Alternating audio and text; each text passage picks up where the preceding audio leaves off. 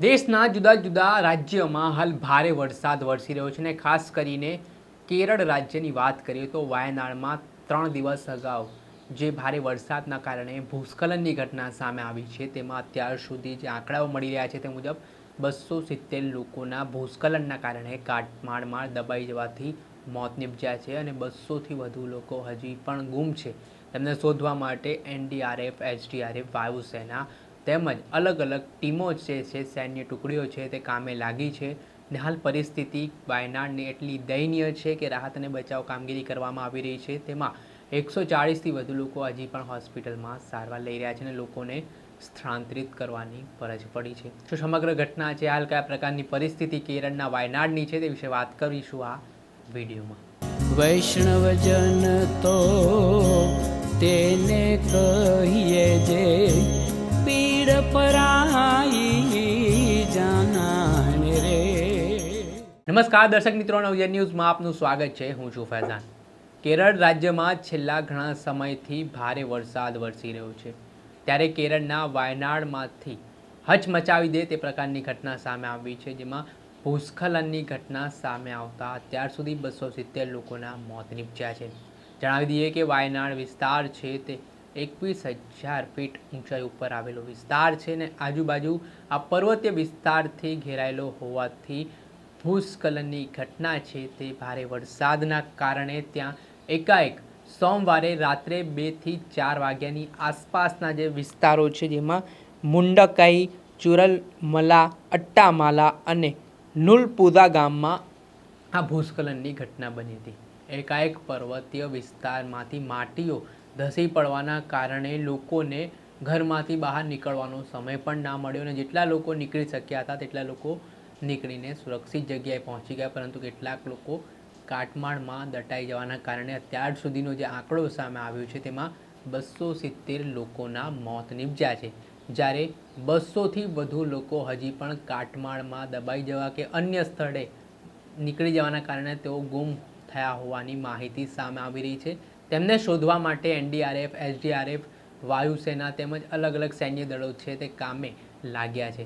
હાલ કેરળના વાયનાડની સ્થિતિ ખૂબ જ દયનીય માનવામાં આવી રહી છે ને આ ભૂસ્ખલનની સ્થિતિથી હાલ વાયનાડ છે તે પ્રભાવિત બન્યું છે.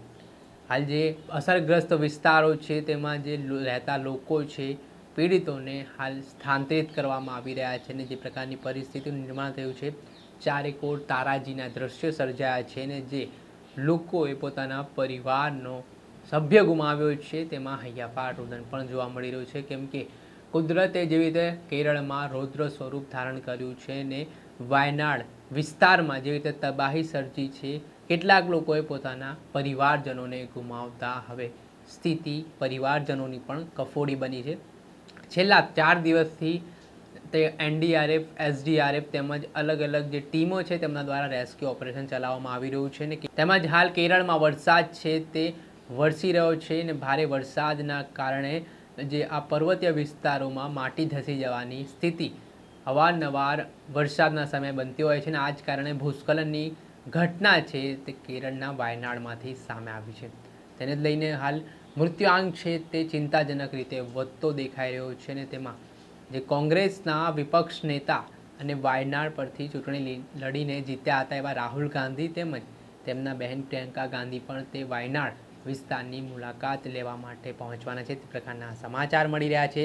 સાથે આજે પણ કેરળના વાયનાડમાં રેડ એલર્ટ હવામાન વિભાગ દ્વારા આપવામાં આવ્યું છે, ત્યારે કેરળના મુખ્યમંત્રી પિનરાઈ વિજયન દ્વારા પણ આ મામલે માહિતી આપવામાં આવતા અત્યાર સુધી 1700 જેટલા લોકોનું રેસ્ક્યુ કરવામાં આવ્યા હોવાની માહિતી તેમના દ્વારા આપવામાં આવી છે. સાથે જ તેમણે આરોપ લગાવતા જણાવ્યું કે હવામાન વિભાગ દ્વારા તેમને કોઈપણ પ્રકારની માહિતી ત્યાંના વિસ્તારોને આપવામાં નહોતી આવી, જેના કારણે આ પ્રકારની પરિસ્થિતિનું નિર્માણ થયું અને ભૂસ્ખલનની ઘટના બનતા અનેક લોકો મોતને ભેટ્યા છે. હાલ સરકાર દ્વારા તમામ પ્રકારના પ્રયાસો છે તે મૃતકોને શોધવા માટે કરવામાં આવી રહ્યા છે. સાથે જ કેન્દ્ર સરકારની જે જુદી જુદી ટીમો છે તે પણ કામે લાગી છે, પરંતુ જે પ્રકારની સ્થિતિ કેરળમાં બની છે ખૂબ જ દયનીય હાલત હાલ ત્યાંના લોકોની જોવા મળી રહી છે, કેમ કે લોકોના ઘરો પણ આ ભૂસ્ખલનમાં ધસી ગયા હોય અને મોટા પ્રમાણમાં ઘરવખરીના સામાન્ય નુકસાન પહોંચ્યું અને લોકોના જીવ પણ ગયા છે તે પ્રકારની સ્થિતિનું નિર્માણ થયું છે. હવે જોવાનું રહ્યું કે આગામી સમયમાં જે આંકડાઓ હાલ ચિંતાજનક રીતે વધી રહ્યા છે અને જે રેસ્ક્યુની કામગીરી તંત્ર દ્વારા કરવામાં આવી રહી છે, 200 જેટલા લોકો હાલ ગુમ થયા હોવાની માહિતી મળી રહી છે. તેમને શોધવા માટે અલગ અલગ સૈન્ય ટુકડીઓ દ્વારા NDRF SDRFની ટીમો દ્વારા કામ કરવામાં આવી રહ્યું છે. ને કેટલા મૃત્યુ આંક હજી પણ વધે છે ને કયા પ્રકારની પરિસ્થિતિ આગામી દિવસોમાં જોવા મળે છે, કેમ કે ભારે વરસાદના કારણે કેરળના વાયનાડની હાલત કફોડી બનતી દેખાઈ રહી છે ને ભૂસ્ખલનની પરિસ્થિતિના પગલે હાલ જે પોલાણ જેવો વિસ્તાર બની ગયો છે, તેના કારણે આ જે સૈન્ય બચાવ ટીમ રાહત કામગીરી કરતી જે SDRF NDRFની ટીમ છે, તેમને રેસ્ક્યુ કરવામાં પણ હાલાકીનો સામનો કરવો પડી રહ્યો છે.